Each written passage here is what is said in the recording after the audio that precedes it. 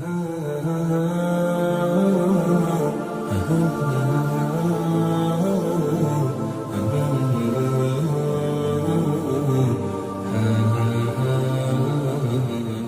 اللہ الرحمن الرحیم۔ الحمد للہ رب العالمین والعاقبۃ للمتقین والصلاۃ والسلام علی سید الانبیاء والمرسلین وعلی آلہ وصحابہ اجمعین، اما بعد فاعوذ باللہ من الشیطان الرجیم، بسم اللہ الرحمن الرحیم۔ قال اللہ تعالی فی القرآن المجید کنتم خیر امۃ اخرجت للناس، صدق اللہ العظیم و صدق رسولہ النبی الکریم الامین۔ اللہم صلی علی سیدنا و مولانا محمد النبی الامی وعلی آلہ وسلم تسلیما۔ تمام تعریفیں اللہ رب العزت جل جلالہ کی، جو پوری کائنات کا خالق و مالک ہے، رحمان ہے، رحیم ہے، قدوس ہے، حی یا قیوم ہے، پوری کائنات کو پالنے والا ہے، ہماری شارک سے زیادہ قریب ہے۔ کروڑوں درود و سلام نبی محترم صلی اللہ علیہ وآلہ وسلم کی بارگاہ اقدس میں، جو پوری کائنات کے لیے رحمت للعالمین ہیں، خاتم النبیین ہیں اور ہماری جانوں پر ہم سے زیادہ حق رکھتی ہیں۔ القرآن کے ساتھ آپ کا میزبان عابد حسین مصطفی آپ کی خدمت میں حاضر ہے، اور آج ہم امت محمدیہ کا جو شرف ہے احادیث کی روشنی میں بیان کرتے ہیں۔ حضرت عبداللہ بن عباس رضی اللہ تعالیٰ عنہ سے روایت ہے، آقا دو عالم صلی اللہ علیہ وآلہ وسلم نے ارشاد فرمایا، اوریدت علی الامم فاجد النبی یمر معہ الامم، فرمایا مجھ سے پہلے بہت ساری امت گزری ہیں اور بہت سارے پہلے نبی گزرے ہیں، میں نے نبیوں کا مشاہدہ کیا ہے، ان میں سے بعض نبی ایسے بھی ہیں کہ ان کے پاس چند افراد کے علاوہ اور کوئی نہیں تھا۔ پھر میرے آقا دو عالم صلی اللہ علیہ وآلہ وسلم نے فرمایا کہ میں نے کچھ انبیاء کرام ایسے بھی دیکھے ہیں جن کے پاس صرف 10 افراد تھے، اس سے زیادہ نہیں تھے۔ میرے آقا نے فرمایا میں نے ایسے انبیاء کرام بھی دیکھے ہیں جن کے پاس صرف ایک امتی تھا، اور بعض انبیاء کرام ایسے بھی ہیں جو تنہا ہیں۔ میں نے پھر ایک منظر دیکھا، فَنَظَرْتُ فَإِذَا سَوَادٌ كَثِيرٌ، میں نے دیکھا کہ بہت تعداد میں کچھ لوگ ایک جگہ پہ جمع ہیں، تو میں نے قُلْتُ یا جبریل، میں نے جبرائیل علیہ السلام سے پوچھا، ہؤلاء امتی، کیا یہ میری امت ہے؟ تو حضرت جبرائیل علیہ السلام نے عرض کی، یا رسول اللہ صلی اللہ علیہ وآلہ وسلم، یہ آپ کی امت نہیں ہے، بلکہ آپ اوپر نظر کیجئے۔ جب میں نے دیکھا تو بہت زیادہ تعداد میں افراد موجود تھے، میری امت موجود تھی۔ حضرت جبرائیل علیہ السلام نے فرمایا کہ یہ جو بندے ہیں بغیر حساب کے جنت میں داخل ہوں گے، اس کی بیسیکل وجہ یہ ہے کہ ایک تو اپنے جسموں کو اوپر نقش و نگار نہیں کرتے ہیں، یعنی کہ جسے آج ٹیٹوز کرتے ہیں اور بہت شوقیہ انداز میں لوگ بنواتے ہیں، اور یہ بہت بڑا گناہ ہے اپنے جسم کے اوپر رنگنا اور اس کے اوپر کھود کر، یعنی کہ کسی لیزر کے ذریعے سے یا کسی بلیڈ وغیرہ کے ذریعے سے تیز وہ نشان ڈالنا اپنے جسم کے اوپر، چاہے وہ ایک لفظ ہی لکھنا ہے، وہ اللہ کو پسند نہیں ہے، اللہ کے محبوب کو پسند نہیں ہے۔ دوسری فرمایا کہ ولا یسترقون، یہ کوئی بھی غیر شرعی کام نہیں کرتے تھے، یعنی جہاں پہ اللہ رب العزت جل جلالہ نے کرنے کا حکم دیا ہے وہ انہوں نے کیا ہے، جہاں پہ منع کرنے کا حکم دیا ہے وہاں پہ منع ہوئے، یعنی شریعت کے دائرے کے اندر رہنے والے افراد تھے۔ اور تیسرا یہ ہے کہ اللہ رب العزت جل جلالہ پر مکمل طور پر بھروسہ اور یقین کرنے والے لوگ ہیں۔ یہ 3 کیٹیگری ہیں ان لوگوں کی جو بغیر حساب کے جنت میں داخل ہوں گے۔ ایک اپنے جسم کے اوپر ٹیٹوز نہیں بنائیں گے، دوسرا وہ کوئی غیر شرعی عمل نہیں کریں گے، تیسرا اللہ پر مکمل طور پر بھروسہ اور اعتماد کریں گے، چاہے پریشانی ہے، چاہے تکلیف ہے، چاہے اذیت ہے، چاہے کسی قسم کا بھی کوئی مسئلہ درپیش ہے، اس نے اللہ پر ہی بھروسہ ہے کہ وہ اللہ ہی ہے جو ہماری اس مسائل کو دور کرے گا، پریشانی کو دور کرے گا، اور اگر اس کی آزمائش ہے تو ہم اس کی آزمائش میں بھی انشاءاللہ تعالیٰ کامیاب ہوں گے۔ تو یہ ایک بہت بڑی فضیلت ہے امت محمدیہ کی کہ بغیر حساب کے جنت میں داخل ہوں گے، خصوص وہ بندے جن کے پاس یہ 3 صفتیں ہوں گی، 3 کوالٹیز ہوں گی۔ حضرت عبداللہ بن عباس رضی اللہ تعالیٰ عنہ روایت فرماتی ہیں، کننا مع النبی صلی اللہ علیہ وسلم فی قبۃ فقال، ہم ایک گھر میں بیٹھے تھے، ایک مکان تھا، وہاں پہ میرے آقا دو عالم صلی اللہ علیہ وسلم بھی بیٹھے تھے، ہم دونوں بیٹھے ہوئے تھے۔ تو ترضون ان تکونوا ثلاث اہل الجنہ، تو آپ صلی اللہ علیہ وسلم نے فرمایا کیا تمہیں میں نہ بتاؤں ان لوگوں کے بارے میں کہ جو کثرت سے جنت میں داخل ہوں گے، یعنی وہ 3 لوگ جنت میں جائیں گے۔ کہنے لگے بالکل آپ ہمیں بتائیے۔ قال رسول اللہ صلی اللہ علیہ وسلم والذی نفس محمد بیدہ انی لا ارجو ان تکونوا نصف اہل الجنت، مجھے اپنی جان کی قسم ہے جو میرے اللہ کے ہاتھ میں ہے کہ جو امت محمدیہ ہوگی یہ نصف لوگ ہوں گے جو جنت میں داخل ہوں گے، یعنی کہ 2/3 کہ پوری دنیا میں جتنے بھی افراد موجود ہیں، جتنے بھی نیک ہیں جو جنت میں جانے والے ہیں، ان میں سے جو آدھے لوگ ہوں گے جنت کے مالک وہ امت محمدیہ کے ہوں گے۔ اتنا بڑا مقام امت محمدیہ کو اللہ تبارک و تعالیٰ نے عطا فرمایا ہے۔ اسی طرح حضرت سلیمان بن بریدہ رضی اللہ تعالیٰ عنہ فرماتی ہیں کہ میں نے اپنے والد محترم سے سنا ہے کہ رسول اللہ صلی اللہ علیہ وسلم نے ارشاد فرمایا کہ اہل الجنت 20 و 100 صف، کہ اہل جنت یعنی جنت میں جانے والوں کی 120 لائنیں ہوں گی، 80 منہا من حاذ الامتی، فرمایا کہ 80 صفیں میری امت کی ہوں گی۔ تو یہ اللہ تبارک و تعالیٰ نے مقام عطا فرمایا ہے، بعد میں آنے والی ہے، عمر بھی کم ہے، عمل بھی بنسبت پہلی امت سے کم ہے، لیکن جنت میں ان کی داخلے میں انٹری باقی لوگوں سے زیادہ ہے۔ عمر بن خطاب رضی اللہ تعالیٰ عنہ روایت فرماتی ہیں کہ رسول اللہ صلی اللہ علیہ وآلہ وسلم نے ارشاد فرمایا کہ جنت حرمت علی الانبیاء حتی ادخلہا، تمام انبیاء کرام کا جنت میں داخلہ ممنوع ہوگا، یعنی جنت میں داخل نہیں ہوں گے، جنت میں جانا ان کے لیے حرام ہوگا، یہاں تک کہ میں جب تک داخل نہیں ہو جاتا۔ میرے آقا دو عالم صلی اللہ علیہ وسلم کی یہ عظمت ہے، رفت ہے کہ آپ کے بغیر باقی انبیاء کرام بھی جنت میں داخل نہیں ہوں گے۔ اور میرے آقا نے پھر فضیلت امت محمدیہ کی بیان کرتے ہوئے فرمایا کہ وَحُرِّمَتْ عَلَى الْأُمَمِ حَتَّى تَدْخُلَهَا أُمَّتِي، کوئی بھی امت جنت میں داخل نہیں ہوگی یہاں تک کہ میری امت جنت میں داخل نہیں ہو جاتی۔ تو یہ مرتبہ اللہ تبارک و تعالیٰ نے عطا فرمایا ہے، فضل اللہ تبارک و تعالیٰ کا ہے کہ امت محمدیہ بعد میں آئی ہے اور اعمال میں بھی بنسبت دوسرے لوگوں سے کم ہے، جو 1000 سال لگاتار عبادت کرنے والے، 500 سال لگاتار عبادت کرنے والے اور اتنی مجیب الدعوات لوگ ہیں، ان کی بنسبت ان کی عمریں بھی کم ہیں، اعمال بھی کم ہیں، لیکن مرتبہ یہ ہے کہ جنت میں جب تک امت محمدیہ داخل نہیں ہوگی اللہ تبارک و تعالیٰ کسی اور کو داخل نہیں ہونے دے گا۔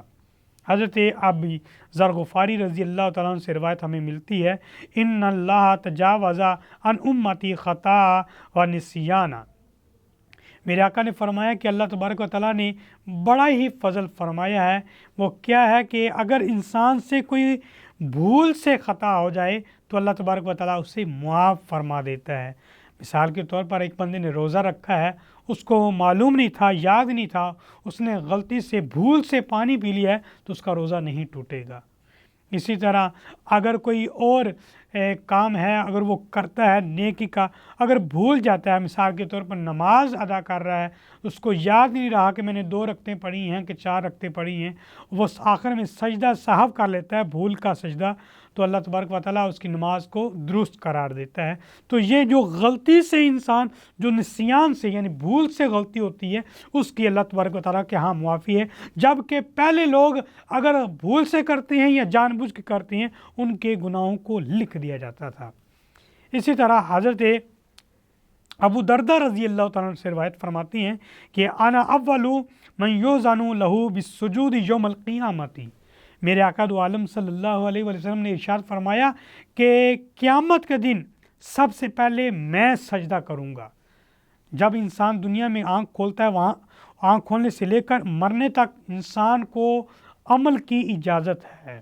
جیسے ہی روح پرواز ہوئی، قبر میں داخل ہوا تو اس کے اعمال منقطع ہو گئے، کوئی عمل نہیں کر سکتا، نہ نماز پڑھ سکتا ہے، نہ روزہ رکھ سکتا ہے، نہ تسبیحات کر سکتا ہے، ادروائز کوئی کام نہیں کر سکتا۔ قیامت کے دن تو ہر بندہ پریشان ہوگا، لیکن میرے آقا فرماتے ہیں کہ قیامت کے دن میں سب سے پہلے سجدہ کروں گا اللہ کی بارگاہ میں، وَأَنَا أَوَّلُ مَنْ يُؤْذَنُ لَهُ أَنْ يَرْفَعَ رَأْسَهُ، اور سب سے پہلے میں سر اٹھاؤں گا، یعنی کہ سجدہ بھی پہلے میں کروں گا اور سجدے سے سر بھی میں پہلے اٹھاؤں گا، اس کے بعد باقی لوگ اٹھائیں گے۔ فَأَنظُرَ إِلَى بَيْنَ يَدَيَّ فَأَعْرِفَ أُمَّتِي مِنْ بَيْنِ الْأُمَمِ۔ میرے آقا دو عالم صلی اللہ علیہ وسلم فرماتے ہیں کہ میرے دائیں طرف بھی امت ہوگی، بائیں طرف بھی امت ہوگی، دنیا ہی دنیا ہوگی، لوگ ہی لوگ ہوں گے، اور ان سارے لوگوں میں انہیں اپنی امت کو پہچان لوں گا۔ صحابہ اکرام نے عرض کی، یا رسول اللہ کیف تعرف امتک، آپ اپنی امت کو کیسے پہچانیں گے؟ آپ کو کیسے پتہ لگا کہ یہ آپ کی امت ہے؟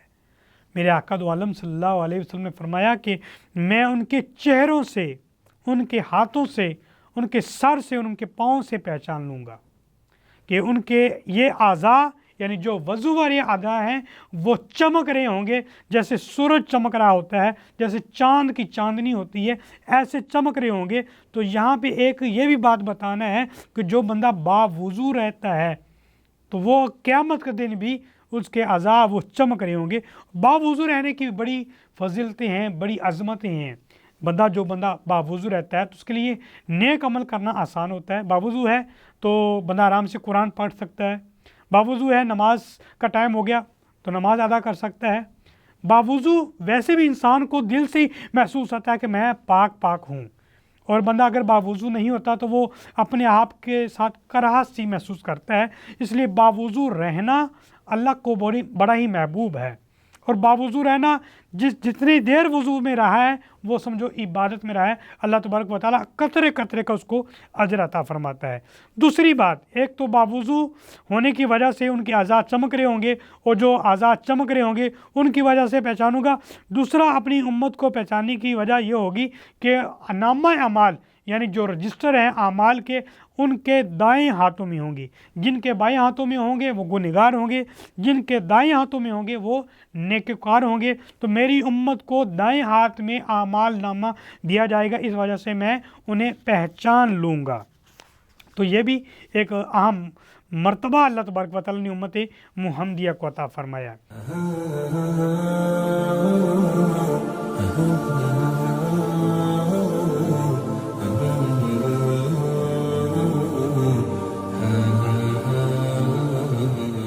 نبی اکرم صلی اللہ علیہ وسلم کی ایک حدیث ہے،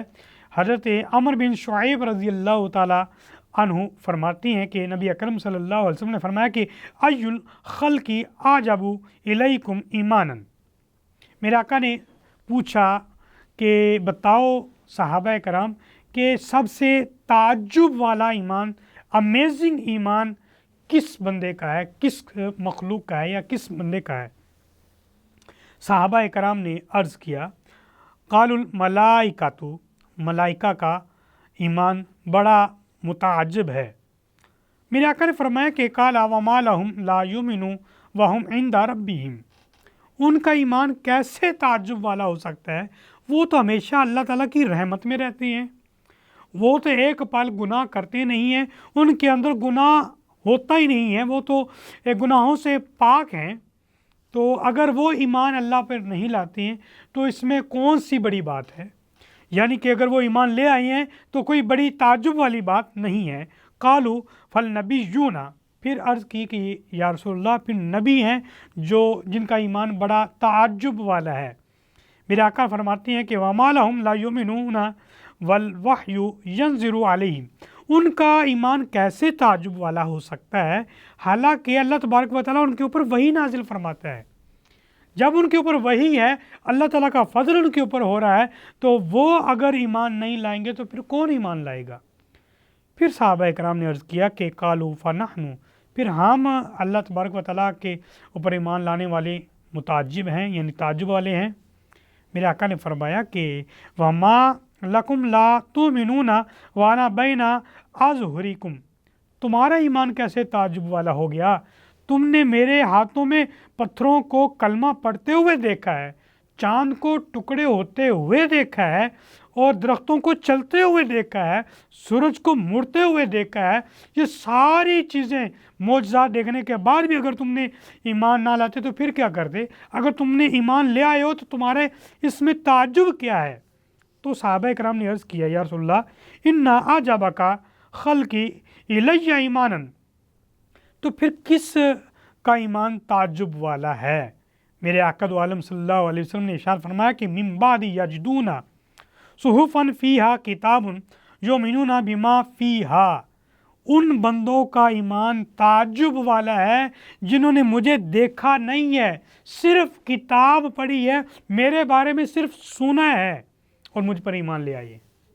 یعنی اس وقت کی امت کے بارے میں یہ بات ہو رہی ہے، جو رسول اللہ صلی اللہ علیہ وسلم کے وصال کے بعد والی جتنی بھی امت ہے ان کے بارے میں رسول اللہ صلی اللہ علیہ وسلم نے فرمایا کہ ان کا ایمان بڑا ہی تعجب والا ہے کہ ایک شخصیت کو دیکھا نہیں ہے، صرف الفاظ پڑھے ہیں کہ کوئی رسول اللہ تھا، کوئی اتنا یاسین کے سحروں والا تھا، کوئی مزمل کی چادر والا تھا، کوئی حامیم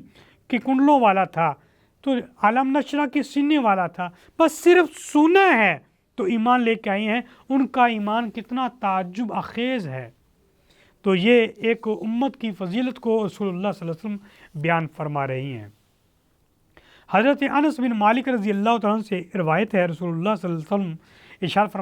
فرماتے ہیں وَدِدْتُ أَنِّي لَقِيتُ إِخْوَانِي قَالَ فَقَالَ أَصْحَابُ النَّبِيِّ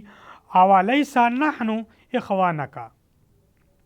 آقا دو عالم صلی اللہ علیہ وسلم ارشاد فرماتی ہیں کہ میں نے یہ خواہش کی کہ میں اپنے بھائیوں سے ملوں، اپنے بھائیوں سے ملاقات کروں۔ صحابہ اکرام نے عرض کیا کہ کیا ہم آپ کے بھائی نہیں ہیں؟ تو رسول اللہ صلی اللہ علیہ وآلہ وسلم نے فرمایا تم تو میرے اصحاب ہو، میرے بھائی وہ ہیں جو میرے بعد میں ہوں گے اور مجھ پر ایمان لائیں گے۔ یعنی کہ بعد والے لوگ جو رسول اللہ کی حیات میں ایمان نہیں لائے لیکن اس کے بعد والے ایمان، آپ کے بعد یعنی وصال کے بعد جتنے بھی لوگ ہیں، چاہے وہ تابعی ہیں، تبع تابعی ہیں، وہ جتنے بھی لوگ ہیں وہ ایمان لانے والے ہیں، وہ اللہ رسول اللہ صلی اللہ علیہ وسلم کے بھائی ہیں۔ آپ صلی اللہ علیہ وسلم نے انہیں اپنا برادر قرار دیا ہے۔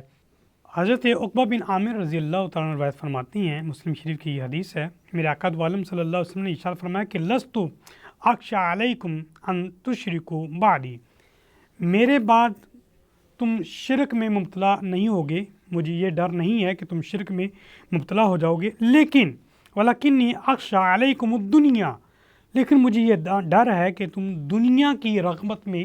داخل ہو جاؤ گے، یعنی دنیا دار بن جاؤ گے، دنیا میں پڑ جاؤ گے، دنیا کی رنگینیت کے اندر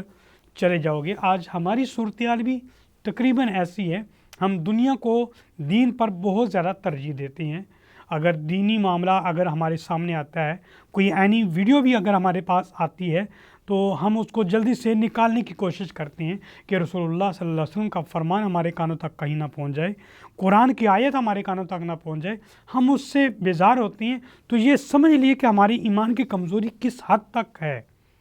میرے آقا نے فرمایا کہ شرک کا مجھے ڈر نہیں ہے، لیکن دنیا داری میں پڑھنے سے جو اللہ کے ذکر سے غافل ہو جائیں گے اس سے مجھے ڈر ہے۔ اسی طرح حضرت معاذ بن جبل رضی اللہ تعالیٰ سے بھی ہمیں روایت ملتی ہے کہ رسول اللہ صلی اللہ علیہ وسلم ارشاد فرماتے ہیں اِنَّ أَدْنَى الرِّيَاءِ شِرْكٌ وَأَحَبَّ عَبِيدِي إِلَى اللَّهِ تبارک و تعالیٰ، کہ ریاکاری کرنا، دکھاوا کرنا یہ شرک کی طرح ہے، یہ بھی شرک ہے۔ ادنا ریاکاری بھی چاہے ہے تو وہ بھی شرک ہے۔ ریاکاری کہتے کسے ہیں؟ ریاکاری ہے کہ وہ کام جو اللہ رب العزت جل جلالہ کے لیے محض ہے یا نیکی کے لیے محض ہوں اور وہ تم لوگوں کے لیے کرو تو وہ ریاکاری ہے۔ یہاں تک کہ اگر کوئی بندہ نماز ادا کر رہا ہے اور اگر وہ کسی کو دکھانے کے لیے کر رہا ہے کہ لوگ مجھے نمازی کہیں، یا عمرہ اور حج کرتا ہے کہ لوگ مجھے حاجی اور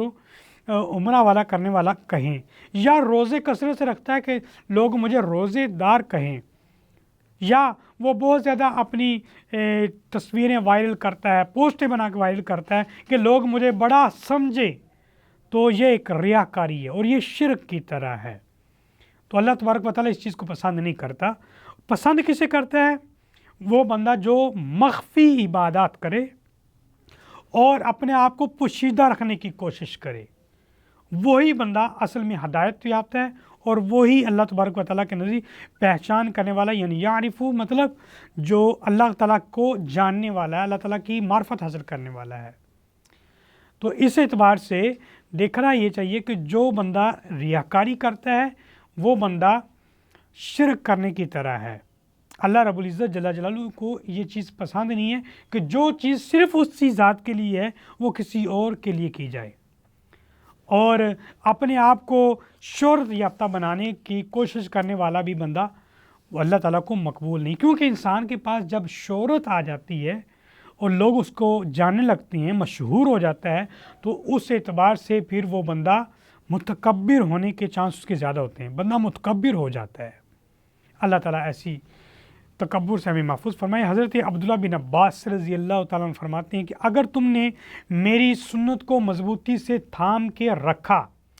اور جب امت فساد میں پڑی اور وہ سنت کو مضبوطی سے تھام کے رکھا اور اسی سنت کے ساتھ ہی رہا، تو اللہ تبارک و تعالیٰ اسے 100 شہیدوں کا ثواب عطا فرمائے گا۔ یہ امت کے لیے بڑا مرتبہ ہے کہ اس نے ایک سنت کو برقرار رکھا ہے، چاہے وہ کوئی بھی سنت ہو سکتی ہے، نبی اکرم صلی اللہ علیہ وسلم کی انداز کو اپنایا ہے، طریقے کو اپنایا ہے۔ اس وقت جب لوگ دنیا میں پھنسے ہوئے ہیں، دنیا میں زیادہ ترجیح دے رہے ہیں اور جن کو ترجیح نہیں دے رہی، یعنی فتنہ فساد کا دور ہے، اس وقت اگر سنت کو اپنا کے رکھتا ہے تو 100 شہیدوں کا اجر اسے ملتا ہے۔ حضرت حسن بن علی رضی اللہ تعالیٰ عنہ روایت فرماتی ہیں کہ نبی اکرم صلی اللہ علیہ وآلہ وسلم نے ارشاد فرمایا، من جاءہ الموت وہو یطلب العلم، اگر کوئی بندہ علم حاصل کرنے کی طلب میں نکلا اور علم حاصل کرنے کے دوران ہی اسے موت آ جاتی ہے، تو اس لحاظ سے اللہ تبارک و تعالیٰ اسے شہادت کا درجہ عطا فرمائے گا اور جنت میں اعلیٰ مقام عطا فرمائے گا۔ قیامت کے دن ایسا معاملہ ہوگا کہ جو بندہ حافظ قرآن ہوگا ان کے والدین کو پیش کیا جائے گا، ان کو تاج پہنایا جائے گا، تو لوگ اس کو دیکھ کر حسرت سے دیکھیں گے تو کیا مقام ملا ہے کہ وہ بندہ جو صرف قرآن پاک کو حفظ کرتا ہے، اس پر عمل کرتا ہے، تو ان کے والدین کو اتنا اعزاز سے نوازا جائے گا۔ تو جو بندہ علم دین مکمل حاصل کرے، قرآن کا، فقہ کا اور اس کے علاوہ نظام کا، تو اللہ تبارک و تعالیٰ اس کو کتنا مقام عطا فرمائے گا۔ امت محمدیہ صلی اللہ علیہ وسلم کے 30 اعزاز جو اللہ تبارک و تعالیٰ نے صرف اس امت محمدیہ کو عطا کیے ہیں وہ ہم بیان کرتے ہیں۔ ان میں سے پہلا یہ ہے کہ پانی کو اللہ تبارک و تعالیٰ نے گندگی کو دور کرنے کے لیے بنایا۔ اگر کوئی بندہ اس کا جسم ناپاک ہو جاتا ہے، گندگی لگ جاتی ہے، یا اس کے لباس پر کوئی گندگی لگ جاتی ہے، تو اس صورت میں اللہ تبارک و تعالیٰ نے یہ اجازت دے رکھی ہے، اگر پانی اس کے اوپر بہایا جائے 3 دفعہ تو وہ پاک ہو جاتا ہے۔ جبکہ پہلی امتوں پر اگر کوئی ایسا معاملہ ہوتا تو اس لباس کو کاٹنا پڑتا، جسم پہ لگ جاتی تو جسم کو کاٹنا پڑتا تھا۔ تو یہ اعزاز امت محمدیہ کو حاصل ہے۔ دوسرا، پانی اگر نہیں موجود ہے، آپ ایسی جگہ پہ موجود ہیں، نماز کا وقت ہو گیا ہے اور پانی موجود نہیں ہے، تو اس صورت میں مٹی سے پاکی حاصل کی جا سکتی ہے، جسے تیمم کہتے ہیں۔ تو اللہ تبارک و تعالیٰ نے یہ بھی بڑا اعزاز عطا فرمایا ہے کہ پانی نہ ہونے کی صورت میں بھی پاکی حاصل کی جا سکتی ہے۔ تیسرا اعزاز نماز جمعہ رکھا ہے۔ پہلی امتوں میں ایسی چیز نہیں ہوا کرتی تھی، یعنی ایک جگہ پہ جماعت وغیرہ یا ایک جگہ پہ اکٹھا کرنا یہ نہیں ہوا کرتا تھا۔ یہ جمعہ کی نعمت صرف اور صرف امت محمدیہ کو اللہ تعالیٰ نے عطا فرمائی ہے۔ چوتھے نمبر پر اللہ تبارک و تعالیٰ نے نماز باجماعت کا اعزاز عطا فرمایا۔ پہلی امتیں اپنی اپنی عبادتیں کرتی تھی یا مخصوص جگہ پہ جا کر عبادت کرتی تھی اور الگ الگ عبادت کرتی تھی، جبکہ نماز باجماعت یہ پہلے موجود نہیں تھی۔ یہ اللہ تبارک و تعالیٰ نے امت محمدیہ کو اعزاز دیا ہے، اور جو شخص اکیلے نماز پڑھے اس کو 1 گنا ثواب ملتا ہے، اور جو جماعت کے ساتھ نماز عطا فرمائے تو اس کو 27 گنا اللہ تعالیٰ اجر عطا فرمائے گا۔ تو یہ اعزاز امت محمدیہ کو ملا ہے۔ امت محمدیہ کے اتفاق کو دلیل اور اختلاف کو رحمت بنایا، یعنی کہ اگر اختلافات کسی معاملے میں اختلافات کرنے یہ حسن بھی قرار دیا ہے۔ اختلاف کر سکتے ہیں کسی معاملے کے اندر، لیکن مخالفت نہیں کرنی۔ اختلاف اور اتفاق دونوں دلیل کی بنا پر ہیں۔ اگر ایسا معاملہ ہے تو آپ اختلاف کر سکتے ہیں یا اتفاق کر سکتے ہیں، تو یہ حسن کی علامت ہے۔ جبکہ پہلے اگر کوئی کسی معاملے میں بھی اختلاف کیا جاتا تھا تو وہ ایک اچھا اور احسن عمل نہیں مانا جاتا تھا۔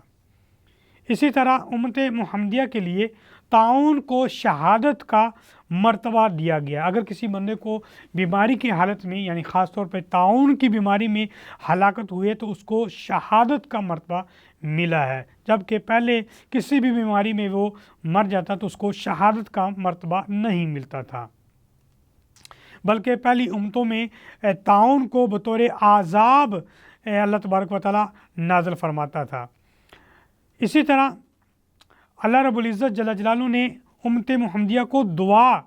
کو وہ مرتبہ دیا ہے کہ اسے عبادت قرار دیا ہے، یعنی دعا کو عبادت قرار دیا۔ یہ بھی ایک عبادت ہے، یہ بھی ایک عام مرتبہ اور اعزاز ہے۔ اور وضو بندہ کرتا ہے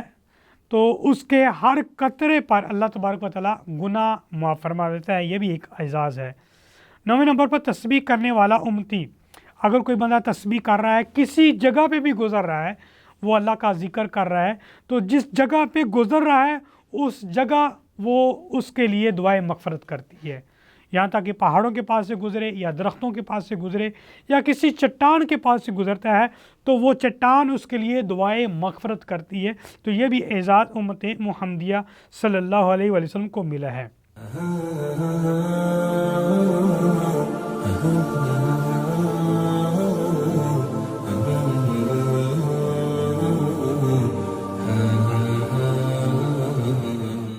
اسی طرح امت محمدیہ کے اعمال اور روحوں کے لیے آسمان کے دروازے کھول دیے اور فرشتوں کو مبارکباد، یعنی کہ اگر نیک روح ہے تو فرشتے بھی اس کے لیے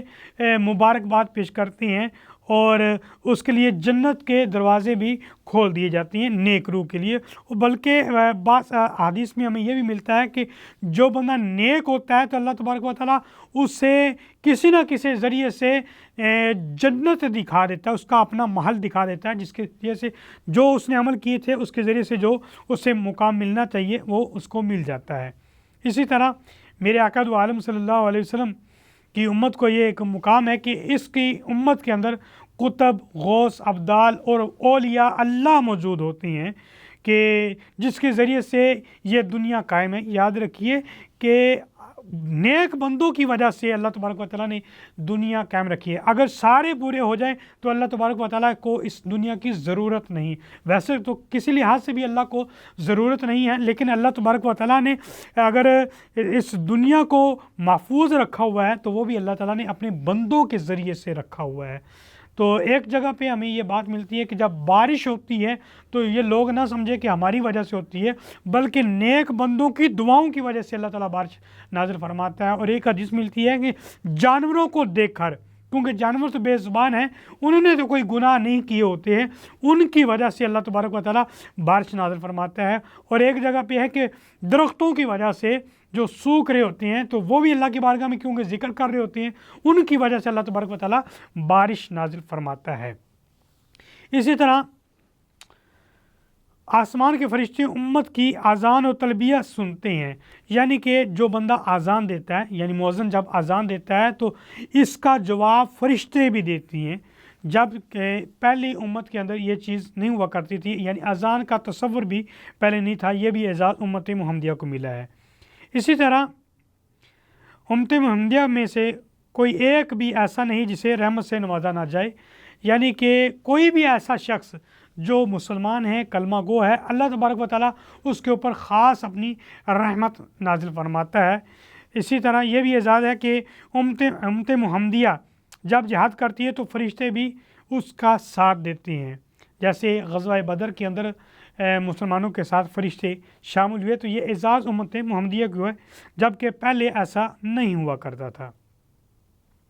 اسی طرح امت محمدیہ کو قرآن میں اے ایمان والو قرار دیا، جبکہ پچھلی امت کو مسکین کے نام سے یاد کیا جاتا تھا، جبکہ ان امت کو مومنین یا ایھا الذین آمنوا کے ذریعے سے یاد کیا جاتا ہے۔ اسی طرح سجدوں کا اثر اللہ تبارک و تعالیٰ نے ان کے سروں پر رکھا ہے، اور 97ویں نمبر پر امت پل صراط سے جلد گزر جائے گی، یعنی کہ باقی عمر اپنے گناہوں کا یا اپنے نیکیوں کا حساب دے رہی ہوں گی، اور یہ امت اس سے گزر جائے گی۔ نیک لوگوں گناہ گاروں کی شفاعت کریں گے، یہ بھی اعزاز ہے۔ حالانکہ انبیاء کرام کو یہ مرتبہ حاصل ہے کہ وہ گناہ گار لوگوں کی مغفرت کریں، لیکن اللہ تبارک و تعالیٰ نے امت محمدیہ کے بہت سارے لوگوں کو، جیسے حافظ ہے وہ 10 بندوں کو بخشوا سکتا ہے، عالم ہے وہ 1000 بندوں کو بخشوا سکتا ہے، کوئی بہت بڑا ولی ہے تو وہ اسی طرح ہر ایک کی کیٹیگری جتنا بڑا مرتبہ اللہ تبارک و تعالیٰ عطا فرماتا ہے، اسی اعتبار سے اللہ تبارک و تعالیٰ اس سے مقام عطا فرمائے گا۔ یہ بھی امت محمدیہ کو شرف حاصل ہے۔ اللہ رب العزت جل جلالہ نے ایک مرتبہ یہ بھی دیا ہے کہ امت محمدیہ اگر کوئی تکلیف اسے دنیا میں ملی ہے، مثال کے طور پر وہ بیمار ہو گیا ہے، تو اس بیماری کی وجہ سے اللہ تبارک و تعالیٰ اس کے گناہوں کو جھاڑ دیتا ہے، گناہ ختم کر دیتا ہے، اور اس بیماری کے اندر اگر اس کا انتقال ہو جاتا ہے تو اس کے جو گناہ ہوتے ہیں کچھ ایسے، تو وہ اللہ تبارک و تعالیٰ اس کے ذریعے سے، یعنی بیماری کے ہونے کی وجہ سے اللہ تعالیٰ قیامت کے دن اس سے عذاب نہیں دے گا۔ اسی طرح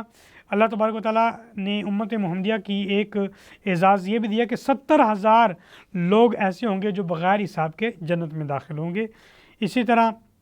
اللہ رب العزت جل جلالہ نے امت محمدیہ کو 5 نمازوں کی نعمت سے نوازا ہے، اور اس کا اجر 50 نمازوں کے برابر رکھا ہے۔ اسی طرح اللہ تبارک و تعالیٰ نے امت محمدیہ کے لیے زیادہ آسانیاں فرمائی ہیں۔ یہ مثال کے طور پر اگر بندہ سفر پہ ہے تو وہ حضر یعنی کہ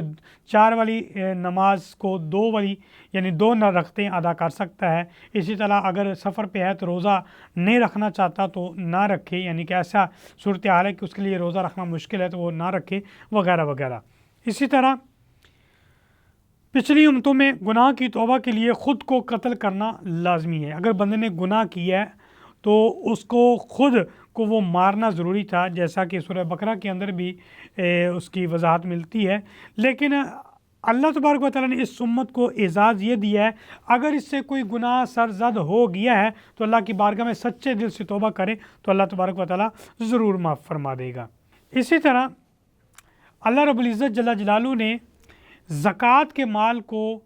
2.5% رکھا ہے۔ یہ نہیں کہ جب اللہ تبارک و تعالیٰ نے حکم دیا ہے کہ اللہ کی راہ میں خرچ کرو تو سارا مال خرچ کرو یا آدھا مال خرچ کرو، پہلی امتوں کے اندر ایسا موجود تھا، لیکن امت محمدیہ کو یہ دیا ہے کہ سارا مال تم خرچ نہیں کرو، بلکہ 2.5 یعنی کہ 2.5% جو ہے وہ اپنے مال سے تم زکوٰۃ دے سکتے ہو۔ اسی طرح خودکشی کو حرام قرار دیا ہے، جبکہ پہلے گناہ کرنے کے بعد اگر گناہ کر لیا تو اپنے آپ کو مارنا لازمی تھا، لیکن اب اگر گناہ سرزد ہو گیا ہے توبہ کرے، خودکشی کرنا حرام قرار دیا ہے۔ اسی طرح اس امت کے کسی فرد کا عمل ناک مقبول ہو تو اس کی پردہ داری رکھی، یعنی کہ اللہ تبارک و تعالیٰ نے رازداری رکھی ہے، پردہ رکھا ہے۔ تو پہلی امت اگر کوئی گناہ کرتا تھا، کسی نے کوئی گناہ کیا ہے تو اس کے دروازے پر یا اس کے ماتھے پر لکھ دیا جاتا تھا کہ یہ بندہ بڑا ہی گنہگار ہے۔ تو لیکن اللہ تبارک و تعالیٰ کا فضل ہے، نبی اکرم صلی اللہ علیہ وسلم کی عنایت ہے کہ امت محمدیہ کتنے گناہ کرتی ہے، کوئی ایسا گناہ موجود نہیں ہے کہ جو امت محمدیہ کے اندر موجود نہ ہو، جو پہلی امتوں کے اندر ہو، لیکن اللہ تبارک و تعالیٰ نے یہ رازداری رکھی ہے، پردہ رکھا ہوا ہے۔ تو ہمیں بھی اس لحاظ سے دیکھنا چاہیے کہ میرے آقا دو عالم صلی اللہ علیہ وسلم کی مہربانی سے ہمارے اوپر پردے ہیں، اللہ تعالیٰ نے پردے کیے ہیں، تو ہمیں ان گناہوں سے محفوظ رہنا چاہیے کہ ہم لوگوں کے بھی پردے رکھیں۔ اسی طرح پچھلی امتوں پر آنے والے عذاب اس امت پر نہیں آئیں گے، یعنی پچھلی امتوں پر جو عذاب ہوا کرتے تھے جیسے پتھروں کی بارش کا ہونا یا مینڈک کا ہونا، ٹڈی کا عذاب ہوا کرتا تھا، پہاڑ اٹھا کے پھینک دیا جاتا تھا، یا پوری امت کو اٹھا کے آسمان سے نیچے کر دینا، یا ان کی شکلوں کو بدل دینا، کسی کو سور بنا دینا، کسی کو بندر بنا دینا، جو قرآن پاک کے اندر بھی موجود ہے۔ لیکن اس امت کے اندر کتنے گناہ ہیں، لیکن کسی کا چہرہ بدلتا نہیں ہے، کسی کا روپ نہیں بدلتا۔ پہلی امتوں کے اندر عذاب یہ ہوا کرتا تھا، اگر گناہ کرتا تھا تو اللہ تعالیٰ اس کو تنگ دست بنا دیتا تھا، رزق چھین لیتا تھا۔ لیکن اس امت کے جتنا مرضی گنہگار ہے، لیکن اللہ تبارک و تعالیٰ رزق کے دروازے بند نہیں کرتا۔ اسی طرح پچھلی امتوں کے مقابلے میں امت محمدیہ کی عمر کم ہے اور اس کے عمل کا اجر زیادہ ہے، یعنی کہ پہلی امتیں اگر کوئی عمل کرتی تو 1 گنا ثواب ملتا تھا، اور یہ اگر امت نیکی کرتی، مثال کے طور پر رمضان شریف کے اندر اگر کوئی نفل ادا کرتا ہے تو اس کو ثواب فرضوں جتنا ملتا ہے، اور اگر فرضیں ادا کرتا ہے تو 70 گنا اور بڑھ جاتا ہے۔ اسی طرح اگر کوئی تسبیحات کرتا ہے تو اس کو ڈبل سے 53 یہاں تک کہ 700 گنا اس کو اجر ملتا ہے۔ تو یہ اللہ تبارک و تعالیٰ نے اعزاز عطا فرمائے ہیں امت محمدیہ صلی اللہ علیہ وسلم کو۔ تو اس لحاظ سے امت محمدیہ کو چاہیے کہ وہ اپنے اعزاز کو، اپنی ذمہ داریوں کو سمجھے، اور جو اللہ تبارک و تعالیٰ نے اس کے اوپر مہربانیاں کی ہے اس کو سمجھتے ہوئے اس پہ اوپر کاربند ہو، تاکہ دنیا میں بھی کامیابیاں حاصل ہو اور آخرت میں بھی سرخ روح ہو۔ اللہ تعالیٰ کی بارگاہ اقدس میں دعا ہے اللہ تبارک و تعالیٰ عمل کی توفیق عطا فرمائے۔ وآخر دعوانا ان الحمد للہ رب العالمین۔